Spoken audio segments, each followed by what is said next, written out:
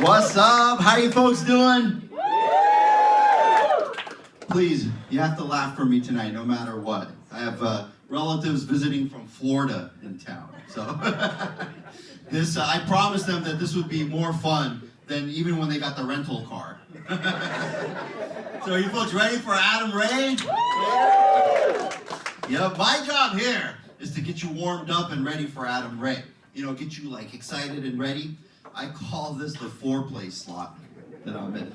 The problem though, the foreplay slot, is that none of the guys like it. You know?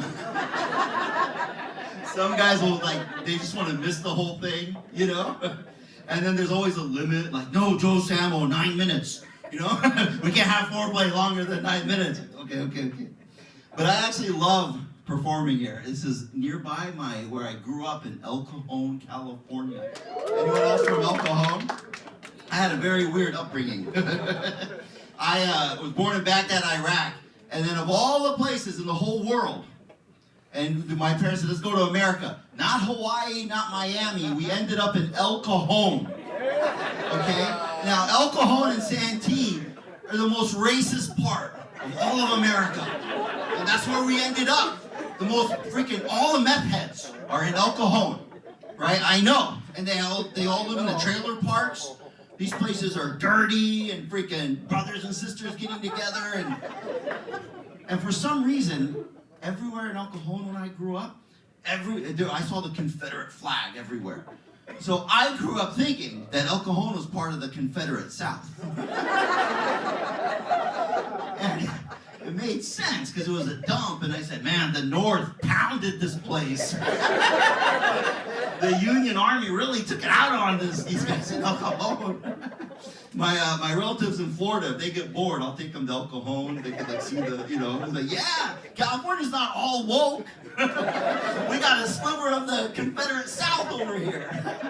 And my people, the El Cajonians, did not like my people. But in the trailer park, there was one girl. She was down with my people, right? And her name was Crystal, short for crystal meth. So she was down. She was really cool. But to go see her, I always had to be really careful. I would walk around with a sombrero so that people think I'm a gardener. Which was weird because in those trailer parks, they don't have any gardens. But they're all so methed out that they think they have gardens. They think they live in Versailles. I'm like, okay, great gardens here. So Crystal Meth, she was really cool. We would be getting it on. She would, can you talk dirty to me? I'm like, what do you mean? She said, can you talk dirty to me? I said, okay. So I started describing the conditions of her kitchen. She said, not that dirty. But she was cool. She had this really cute Confederate flag right here tattoo. So I knew where to grab on it, glue in the dark, you know? Everything was perfect. Yes. And, but the revenge came back to me because then after law school, my first job was in El Cajon. And I did a lot of divorce law, which had its funny parts.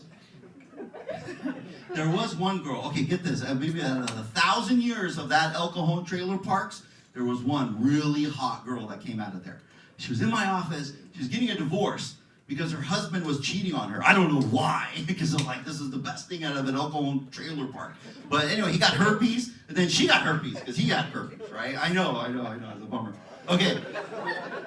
So, she's sitting across from me. This hot thing, nothing from El Cajon Trailer Park will come out of like her, right? And I'm looking at her, she has herpes, and I'm looking at her. Then I start Googling, how bad is herpes? Cut to the chase. It wasn't that bad. It was a fair deal. I had herpes. She got free legal advice. She Yelp reviewed me. She said, Joe Samo, he worked hard. He finished. It was great. I don't know. She said he was a good lawyer. That was cool. But I wised up after a long time. I said, wait a minute, what is this El Cajon? Eventually, to date the right girl, I went down to Tijuana. Yes, oh God is right. Tijuana is the best. Right? All the guys, whoever the guys are not saying anything, that means they know. There was in Tijuana on this like beautiful street called Revolution Street. I'm telling you, it is amazing. Revolution Street is amazing. There was this like magical massage parlor there, right? And then you could order things like a la carte. It's perfect, you know. And I swear, I must have went there like 5 or 6 times before I realized they also do massages there. It was awesome. And Revolution Street, people would ask me, like, what are you doing? Aren't you, like, scared and it's dirty? It's Revolution Street. I said, dude, I just came from an alcohol trailer park, okay? Revolution Street is like the Champs-Élysées of North America compared to the alcohol trailer parks. Am I right? This guy knows. And it was good because, look, honestly, I could see you guys are looking at me like, oh, this guy wasn't an athlete growing up. I was not an athlete growing up. However, when I went down to Tijuana, just crossing that border, I scored more than Magic Johnson. This guy could even score more than Magic Johnson. It's amazing in Tijuana. You just take $30, golden. That's it. And dude, I swear to God, the Federal Reserve, they should go to Tijuana, to this massage parlor. If they could keep inflation down over there for all these years, we could do it here in America. You know? You folks are like looking upset. Why are you so upset? What is going on? Is it like your rivals in the massage parlor? They're looking at me. They're like mad looking at me, dude. Are you related to crystal meth? Is that why? Let me see your teeth. He's like, come on, man. They look so upset. But dating, I have a nephew who's dating this poor kid. And he would ask, oh, Uncle, I like this girl. I started, I followed her on Instagram. I said, dude, stop right there. You like a girl, you don't follow her on Instagram. Do what I did when I was in college. You follow her home. Right? Follow her to her place of business. Okay?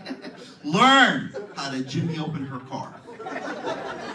If you were locked out, wouldn't it be romantic if he jimmied it open for you? Or him, right? Mr. Magic Johnson here, in college, there was a girl, she was really cute. She had this like brand new Mercedes. And I'm like, I'm gonna learn how to jimmy this thing open, right? It took me a month, but I figured it out how to jimmy open that freaking German engineering. It was a bummer though, because I busted the whole door to jimmy it open. But I jimmied it open for her. And she got upset. I go, why are you upset? She goes, dude, I wasn't even locked out of my car. Hey, don't blame me. I took a comedy class here, okay? It was under the old ownership. I took a comedy class here. They went out of business. I don't think it was because of me. I mean, they survived COVID, but when I started performing, they somehow went out of business. It was a coincidence. It was a coincidence, but gosh, the instructor was a real jerk back then. I mean, he was a jerk. Like, he would make fun of me in front of all the other students, and he would say I guess my microphone was too far out. He would say, Joe Samo, put the mic right on your mouth. Pretend it's a dick. Put it right in your mouth. Now, my problem is I'm a really good student. So the next time I came up, okay, pretend this is a dick. Pretend this is a dick.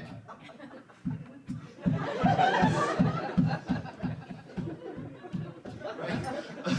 45 minutes later, they're like, what's your problem?